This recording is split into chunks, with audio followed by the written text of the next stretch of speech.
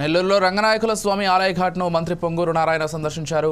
ఘాట్లో అభివృద్ధి పనులపై అధికారులకు పలు సూచనలు చేశారు. ఘాట్లో పుణ్యస్నానాలు ఆచరించే భక్తులకు ఇబ్బంది లేకుండా ఏర్పాట్లు చేయాలని మంత్రి ఆదేశించారు. తెప్పోత్సవాన్ని తిలకించేందుకు అనువుగా మరో ఘాట్ను ఏర్పాటు చేయాలని నిర్ణయించినట్లు మంత్రి తెలిపారు.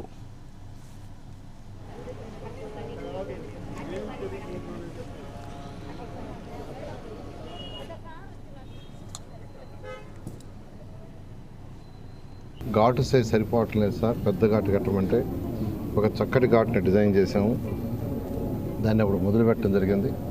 సో ప్రభుత్వం మారటం వల్ల అది అసంపూర్ణంగా వదిలేశారు. అయితే మళ్ళీ ఇప్పుడు దాన్ని కంప్లీట్ చేయాల్సిన బాధ్యత ఖచ్చితంగా ఒక మంత్రిగా నాకుంది. దాని మీద ఈరోజు అధికారులతోనూ ప్రజాప్రతినిధులతోనూ ఈ యొక్క టెంపుల్ యొక్క అధికారులతో మరియు పూజారులతో అందరితో కూర్చొని డిస్కస్ చేసాం ఏం చేయాలని. ఒక 4 నెలలు ఇది పూర్తయ్యేటట్టుగా చేయాలని అధికారులకు ఆదేశించాను. ఖచ్చితంగా దీన్ని కంప్లీట్ చేస్తాం. అదేవిధంగా ఇంకా కొన్ని సమస్యలు చెప్పారు వాళ్ళు, దాన్ని కూడా సాల్వ్ చేస్తామని చెప్పాం. ఏదేమైనప్పటికీ టెంపుల్స్ని కాపాడాల్సిన అవసరం ఉంది. అది ప్రభుత్వం యొక్క బాధ్యత. అందుకనే 2014-19లో ఇటువంటి టెంపుల్స్, ఇది చాలా పురాతనమైన టెంపుల్. రంగనాథ స్వామి టెంపుల్ అంటే చాలా పురాతనమైనది. ఇలాంటి టెంపుల్స్కి చేయాలనే ఉద్దేశంతో ఆ రోజు యాక్చువల్గా స్పెషల్గా టేకప్ చేసే వర్క్. తర్వాత గత ప్రభుత్వం దాన్ని మళ్ళా చేసిన వర్క్ని, మిగతా వర్క్ని రివర్స్ టెండరింగ్ అని రివర్స్ చేసింది. రివర్స్ టెండరింగ్ అని ముందు పోతే సంతోషమే.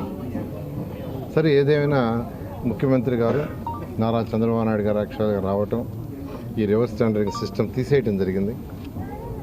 దానివల్ల ఎటువంటి ఉపయోగం లేదు. ఎందుకంటే వర్క్స్ అన్ని డిలే అవుతున్నాయి. ఈరోజు మళ్ళీ దాని టెండర్ని 4 నెలల్లో ఇమ్మీడియట్గా 1 మంత్లో ఆ యొక్క టెండర్ కూడా క్యాన్సిల్ చేయలేదంటే. ఎవరికైతే వర్క్ ఇచ్చారో అది లైవ్లో ఉంది. కానీ వాళ్ళు నేను చేయలేను సార్, ఇప్పుడు అది ఎప్పుడో ఇచ్చిన టెండరు, ఆ వాల్యూతో చేయలేమన్నారు. అందువల్ల క్యాన్సిల్ చేయమన్నాను. క్యాన్సిల్ చేసి మళ్ళీ పిలవమన్నాను 15 రోజుల్లో. ఒక 15 రోజుల్లో టెండర్ పిలుస్తారు.